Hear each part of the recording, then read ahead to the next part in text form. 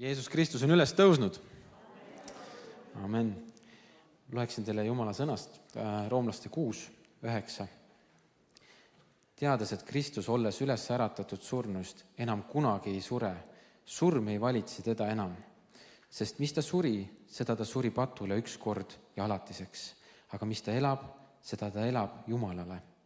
Nõnda arvestage ka teie endid olevat surnud patule, aga elavat Jumalale Kristuses Jeesuses. Ärgu siis valitsegu patt kuningana teie surelikus ihus, nii et te tema himudele oleksite kuulekad. Ärge ka loovutage oma ihuliikmeid ülekohturelviks patule, vaid loovutage end Jumalale nagu need, kes on saanud surnust elavaks, ja oma ihuliikmed õiguse relviks Jumalale. Sest patt ei valitse enam teie üle, kuna te ei ole enam seaduse, vaid armu all. Amen. Ma tahaks rääkida emotsioonide kontrollimisest. Ma olen hästi rahulik inimene, pealtnäha, ja mõtlen, et ta on nii pehme, rahulik ja teda närvi ajada on keeruline. Kes on näinud, see enam ei taha näha, võib-olla kui ma olen nendest välja läinud. Aga mul on olnud probleeme äkkvihaga. Igal ühel on mingid nupud elus, kui need vajutada, siis võib käia 0-100 nii kiiresti, et pauk käib ennem ära, kui sa mõtled, mis nüüd juhtus. Ja ma olen tundnud, et see on ohtlik koht, sest et kui te vihastute, siis te võite teha pattu ootamatult ja märkamatult, sest et silme eest lööb mustaks. Aga Jumal on minu seest tööd teinud ja see on Jumala arm, sest et ma omal ajal, kui miski üle kees, ma peksin midagi hästi sodiks, mingi asjad enamasti, inimesi ei ole peksnud. Aga mul oli üks auto, mis see oli küll Romula vääriline, aga ma lihtsalt läksin kõige suure maamriga, mis mul garaažis oli, ja lihtsalt elasin selle auto peal ennast välja. Kas mul oli pärast seda parem? Võib-olla, aga see ei ole lahendus. Ja Jumal hakkas minu sees tööd tegema, kui ma hakkasin teda iseennast talle rohkem üle andma. Ja ma märkasin, et kui ka suhetes on see, mis ma olen tunnistanud, et Jumal ütles, et pane need emotsioonid minu ette maha. Ükski inimene ei talu neid emotsioone. Siis ma sain aru, et see on üks võti. Ja ma hakkasin seda praktiseerima, ma teen seda jätkuvalt ka täna, et ma annan emotsioonid üle, ma ei anna maad nendele emotsioonidele valitseda menda üle enam selliselt. Ja mida rohkem ma olen Jumalale pühendunud, seda lihtsam on mul need asju üle anda. Ja ma tahan ka teile tunnistada seda, et ka teie võite kogeda seda oma eludes, sest et emotsioonid on need, mis suhetes on see minu mina. Ta ei mõista minu tundeid, ta ei mõista mind, ta ei saa must aru.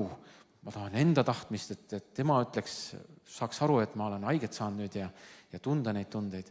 Et siukene tohutu võitlus ja ma näen seda ühte vaenlase relva, mis on tegelikult inimeste käe, inimesed lihtsalt on vaenlase kasutada nendel hetkedel, kui need emotsioonid löövad üle pea. Ja me allume nendele. Aga kui me anname need emotsioonid üle, oma selle mina, see on valus, see on raske, see on enda maha panemine, aga Kristus kutsub seda tegema, surema iseendale. Me oleme koos Kristusega surnud ja ta tahab meid elavaks teha, et me võiksime elada.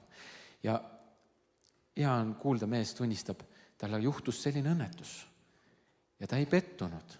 Ta oleks võinud sisemas plahvatada täiesti emotsionaalselt, aga Jumala rahu täitis teda. Samamoodi, mis sa teed, kui sa põrkad elus kokku nende olukordadega, mis on kõige kriitilisemad, sinu suurimad hirmud saavad tõeks või mis juhtub, mis teed, kuhu sa paned need emotsioonid. Jumal kutsub neid tooma tema trooni ette.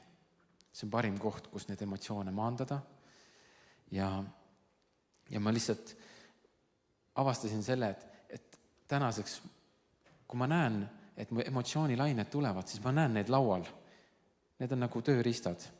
need minu emotsioonid, mis ma tahaks praegu käiku lasta, ja siis need, kui ma annan need Jumalale üle ja ma näen neid variante, et kui ma kasutan neid, mis siis juhtub, ja kui ma kasutan neid, mis Jumal pakub, mis siis juhtub. Ja valik on nüüd minu. Aga kunagi seda valikut ei olnud, sest ma ei näinud neid tööriistu oma laual. Emotsioon pimestas mind ja ma ei näinud seda valiku võimalustki.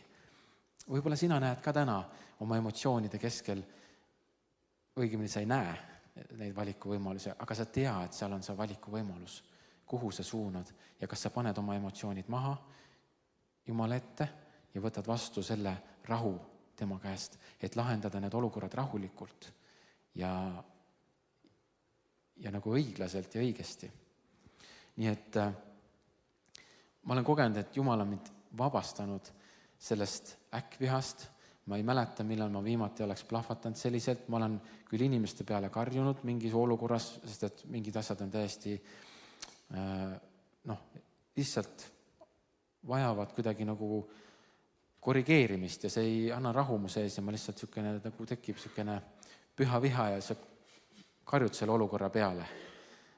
Aga ma ei lähe ei plahvata enam selliselt kui vanasti, nii et au Jumalale selle eest ja ma kutsun ka teid üles panema oma emotsioonid maha, see parandab teie suhted, teie läbisaamised lähedastega, proovige Jumalat. Amen.